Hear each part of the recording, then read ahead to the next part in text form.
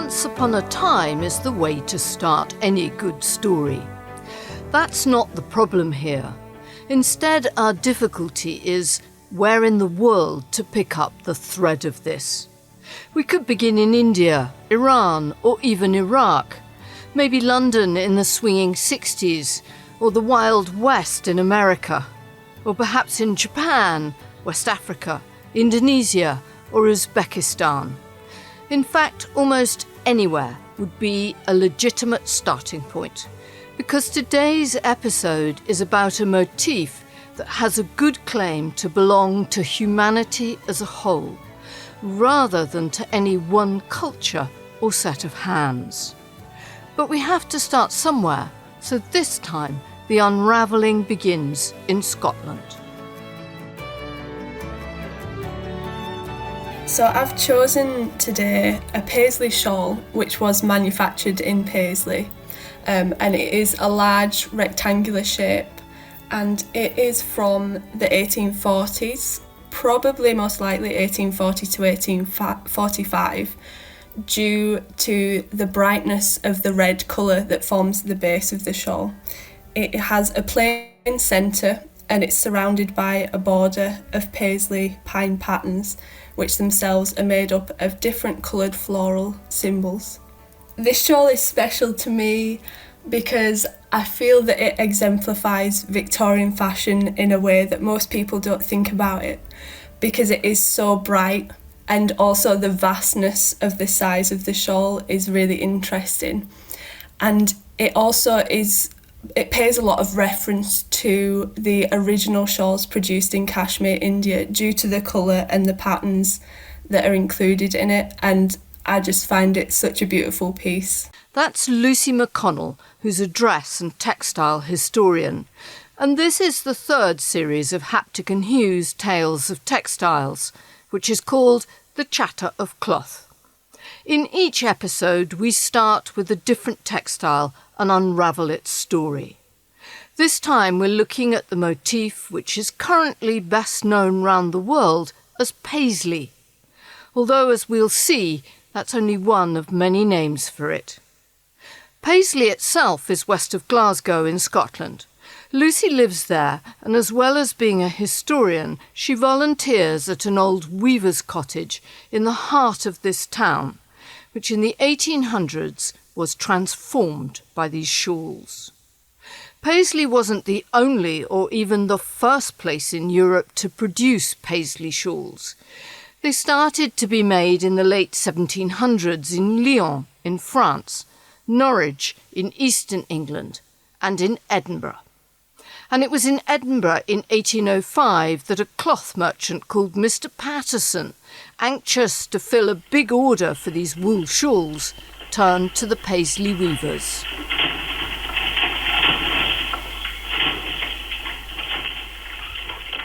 So Patterson chose Paisley because it had such a recognised established history of textile manufacture here, and also the fact that the weavers of Paisley were used to adapting their methods of production due to changing fashion. They were able to quickly employ different techniques, adapt their looms and things like that.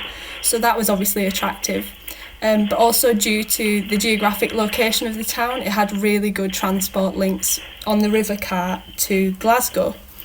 And also Paisley was known to be able to produce things cheaper, much cheaper than other places, especially in big fashion centres. They used different techniques that meant that they could produce things at a much lower cost, and then that was therefore passed on to the consumer. So Paisley was the Chinese textile hub of its day, able to undercut the competition with its looms, its skilled workforce, local wool and good transport links. So the shawl had a huge impact on Paisley. Textiles themselves did as well, more generally. From the 1740s, there was 1,000 weavers residing in Paisley. And then by the time the shawl was at its height of production in 1834, there was 7,000 weavers, only weavers alone, working in Paisley, and more people employed in subsidiary trades associated with manufacturing the Paisley shawl. So the shawl itself, obviously, just from those statistics, we can see impacted the population hugely. And this meant that the town expanded quite largely over a relatively short period of time, encompassing surrounding villages and towns into its borders. And this is exemplified in the names of a lot of streets in Paisley. So there's Gore Street, Lawn Street, Shuttle Street, lots of different words associated with the textile trades, which are still in place today. But this was an industry that at the start was very far from the large mills of later in the century. The weavers worked in their own homes. So at the beginning of shawl production, it was very much still a cottage industry. People were working in a kind of two-roomed house, so they'd have their living space in one half and then a loom shop in the other half. But by the time there was an increase in the trade, machinery had changed, the jacquard loom came into operation, owner-managers were more involved in the trade, and this altered the living and working environment for shawl weavers, meaning that manufactories came into use. So these were a working space at the bottom which would house around 6 to 8 looms, and then the weavers and their families would live above this. So rather than what we know as power loom massive factories, it was still on a relatively small scale, very artisan craft, but more people were involved in it.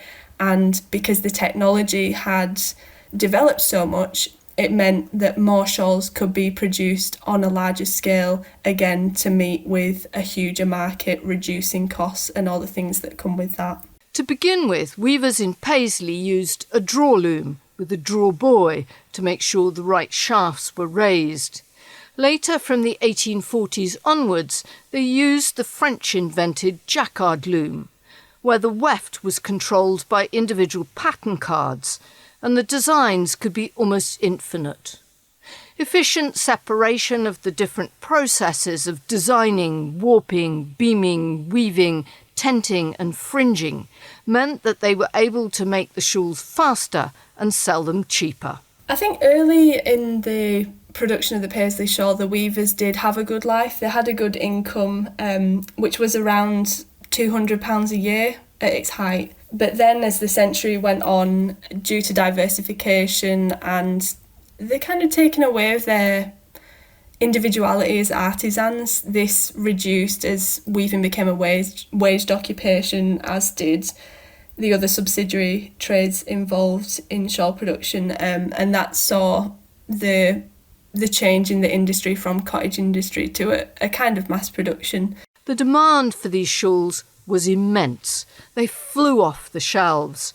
For the Victorians, the Paisley shawl was the equivalent of the miniskirt or the it bag. Every woman wanted one, and not just in Britain. In Western fashion, the most desirable item, probably for the majority of the 19th century, and by 1830, the shawls produced in Paisley alone were reaching the amount of £1 million worth in exports just for 1830. So that shows that it wasn't only women in Britain that wanted them, it was across the world that were interested in having them as the most fashionable item. Paisley's competitiveness and ability to produce lots of different colours and kinds of pattern meant that the emerging middle classes could afford them. They cost around £10 or £11 each, and just as importantly, they work well with the fashion of the day and the way people lived. So by the mid-19th century, the crinoline skirt was hugely in fashion, and this was a vast hooped understructure that went underneath the skirt. And this was deemed unsuitable to jackets and capes and things like that. So the shawl became something that was hugely popular for exactly that reason, to adorn oneself, to keep warm during the winter months, but also to show off your interest in fashion, your potential wealth as well, because the crinoline shape served as a perfect, beautiful canvas to lay the shawl across. And anyone seeing you could see you were the height of fashion and could see the design of your shawl, which again reflected the different changes and trends as we would look at them nowadays in pattern, colour, just from how it was draped and how it was shown across the huge skirt. Queen Victoria is said to have bought 17 shawls in 1842, and in the way of these things, she drove sales even higher. They started to appear in paintings and prints of the time. Women all over Europe were portrayed wearing their long draped shawls with the famous teardrop pattern. One of the most famous pictures is William Holman Hunt's portrait of his wife Fanny, wrapped in her long red Paisley. The fashion also coincided with the start of mass migration from Europe, with thousands of people seeking a better life in the US, Canada, Australia and New Zealand. Many of them took their shawls with them, helping to fix them in our imagination as quintessentially British, an emblem of domestic and homely Victorian womanhood, and firmly gluing the name Paisley to this pattern. But that's about as far from the truth as it's possible to be.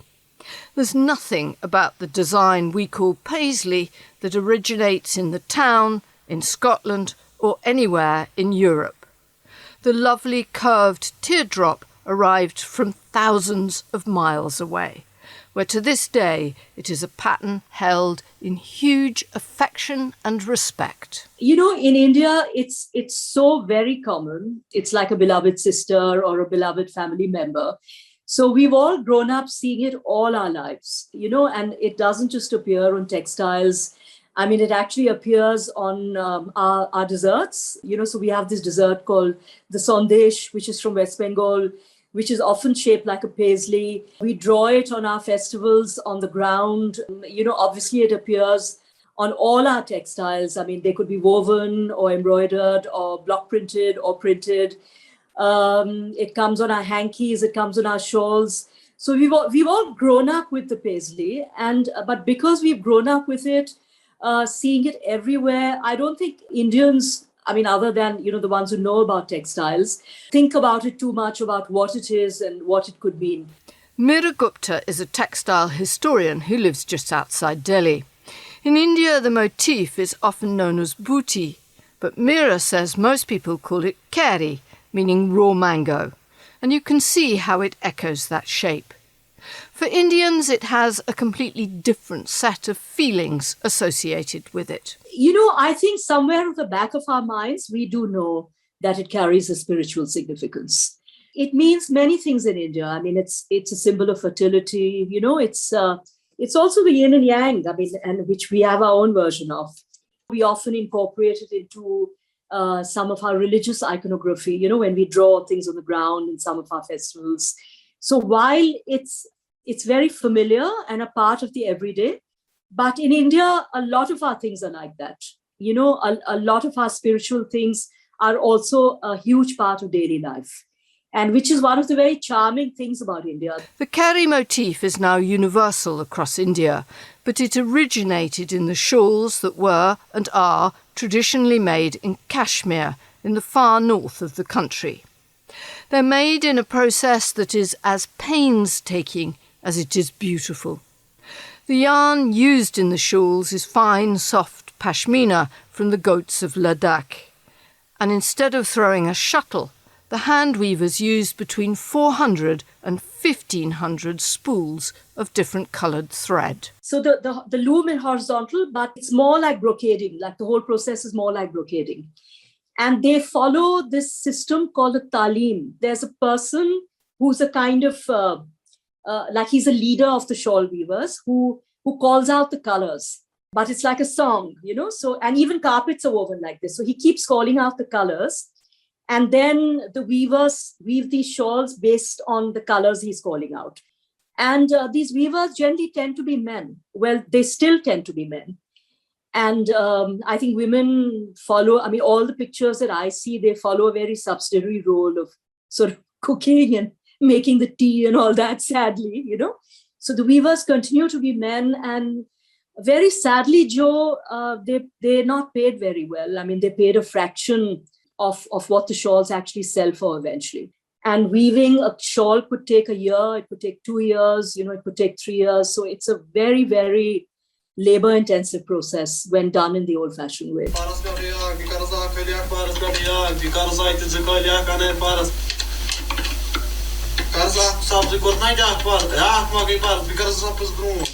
That's the sound of the talim being chanted to guide the weavers of shawls today. In the past, these works of art were traditionally worn not by women, but by men, and they had a very specific role in courtly and aristocratic life, especially at the time of the third Mughal emperor, Akbar the Great, who ruled in the 1500s. Akbar had adopted this Kashmiri tradition, and which was also a Persian tradition of sorts, because they looked to the Persian court for their cultural aspects, and it was called killat. And killat is a Persian word which means that you bestow robes on your favored courtiers as a mark of esteem. So it kind of goes downwards, So it's not just the Mughal Maharaja who does it to his courtiers, but the courtiers would do it to their, knights. I mean, just to take an English simile. So the shawl became a very huge part of the killat ceremony. And Akbar himself loved shawls. He was a fantastic patron of the Kashmir shawls. And in fact, he used to wear 2 shawls, of 2 opposite colors. And then people in Kashmir felt that they could do better than that. So then they started weaving double-sided shawls, which are called doshala. So now, because all these magnificent shawls were being bestowed, on courtiers as killat, and Akbar himself was wearing them. And as you know, the courts are normally where fashions trickle down from and trends. So everyone started getting acquainted with Paisley. In those days, the motif was not the same. It was more floral. Then it became very elongated. And then the tip started to bend over. And in other versions, it became a sort of cornucopia, as Indian craftsmen pulled in design elements from China, Turkey, and even from the new botanical drawings being made in Europe. What is clear, though, is that across India, not just in Kashmir, they loved this. And the chintz makers, block printers, kantha stitchers and embroiderers of all kinds took the Keri motif to their hearts. And then the Europeans turn up in India in the late 1600s in much greater numbers. And the Mughal rulers start to bestow these handmade Kashmiri shawls on the Dutch, British and French officials as kilat to show their esteem for them. These officials would go back to England, and obviously they weren't wearing shawls, right? So they would give them to their wives or sweethearts, and who loved them, who completely loved them. So that's how they reached England in the first place. There's a French strand in this story. So for some reason, a lot of Napoleonic soldiers settled in the Kashmir area.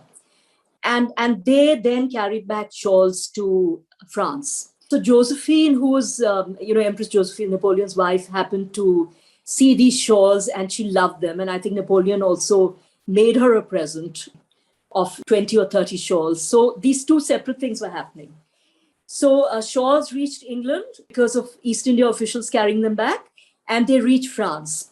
And when they reached Europe, Europeans couldn't get enough of them. That affected the Kashmir industry very, very positively because they started getting these enormous orders that they were not used to. There are some glorious and slightly ridiculous pictures of British officials and other Europeans decked out in elaborate shawls and printed fabrics. One of my favourites is Captain John Foot by Joshua Reynolds, which I've posted on the webpage for this episode. But this sudden opening of the floodgates of demand posed a problem. In fact, 2 problems. First of all, the Kashmiri weavers couldn't keep up with the demand. Every shawl took around 18 months to make. And secondly, not many of the Europeans could afford the £200 to £300 the shawls, understandably, cost. Which is where Paisley comes back into the story, as the French and British manufacturers realised that although they couldn't replicate the pashmina yarn, they could make good shawls out of wool more cheaply and much more quickly. Yeah, there is no comparison in the quality. because one is handmade. It's made out of the pashmina, which is the finest and the warmest and the softest wool in the world. The other is made out of, I'm sure good quality wool, but it doesn't equal the pashmina. It's not as warm. It's done on a loom, so it's not hand done. So, but these shawls are much cheaper than the Kashmir versions. And they had taken England and Europe so much by storm that every person at every rung of the social chain wanted to wear shawls. So to answer your question, it didn't harm the Indian industry, but the Indian industry could not keep up with the demand.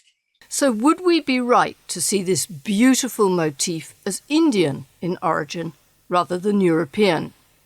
No, that's not going to work either. As Mira explains, the motif came to India from Persia.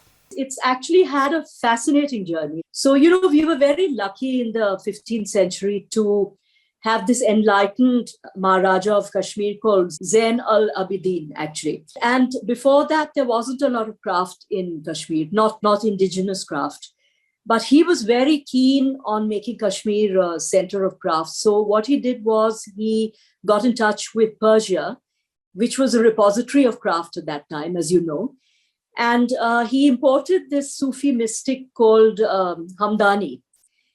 And Hamdani came down to Kashmir with about 700 disciples. And he actually trained, along with these 700 people who would come, many of whom stayed back in Kashmir, actually trained the locals in many of the Persian crafts, including shawl weaving. And the Persians? There we can track back the design to the Sassanid dynasty, which ruled in the 3rd to 7th centuries of the Christian era, where it may have originated as an important symbol in the Zoroastrian religion, a symbol of life and eternity. But it doesn't seem to be Persian in origin either.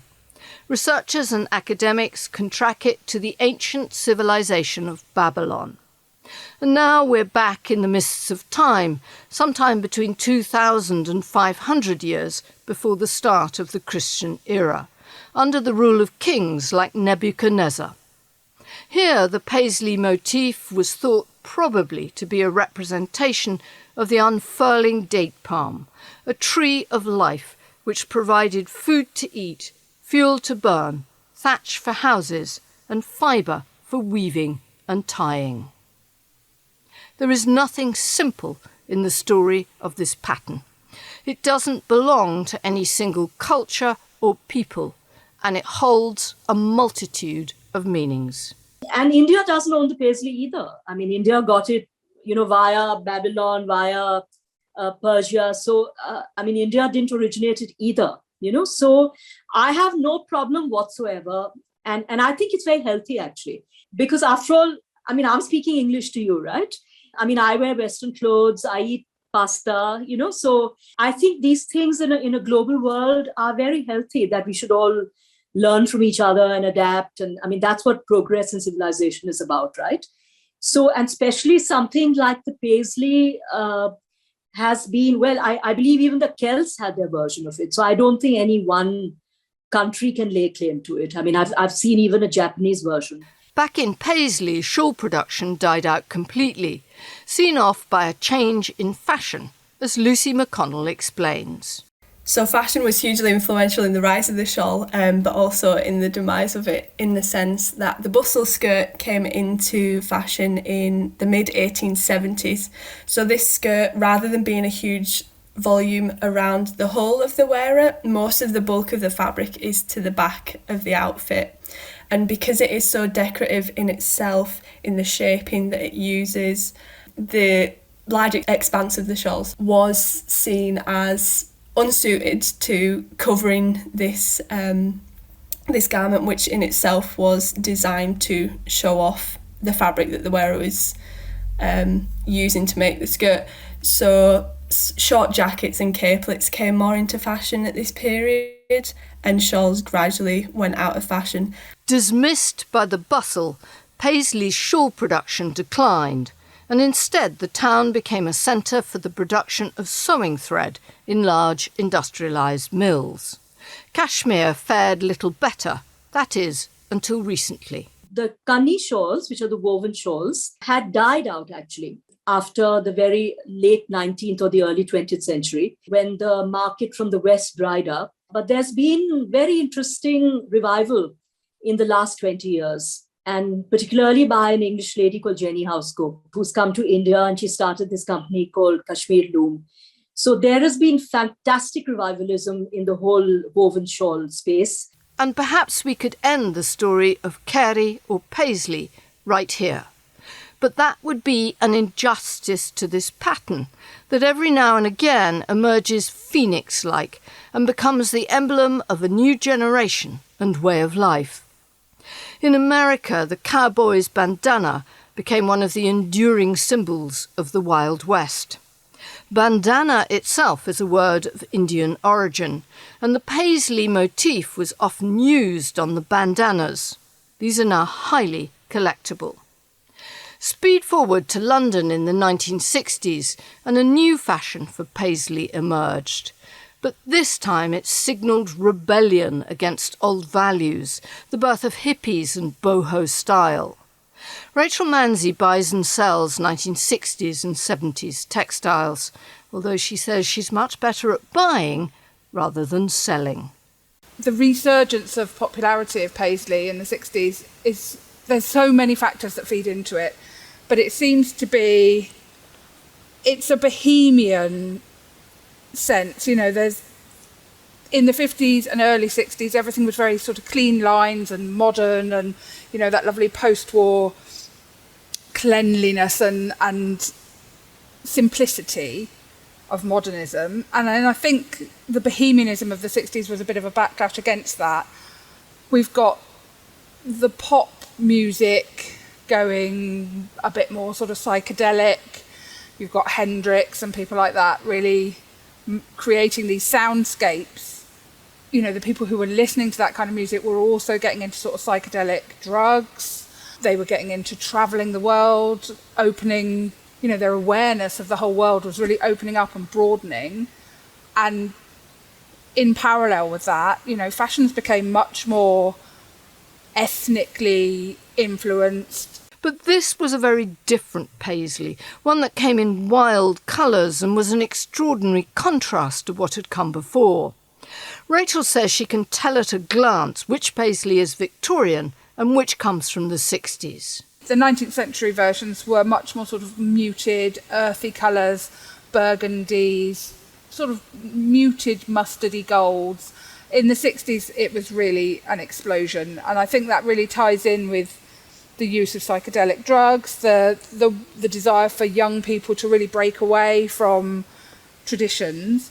The colours are much brighter. They're really hot neon pinks, vibrant mustards, turquoise, and a real mix in one piece of fabric. Whereas I think in Victorian times it would have been more all warmish colours, you know, sort of grouped together so that it was quite harmonious and not really in your face. Whereas in the 60s they would chuck it all in, you know, there'd be a bit of lime green, a bit of hot pink, a bit of mustard, a bit of purple. And as well as the colours being really bright, the scale of the patterns, I think, was really increased, you know, so where you might have had quite a small, say, motif in the 1860s or whatever, maybe like, you know, inch long little scrolls or lozenges.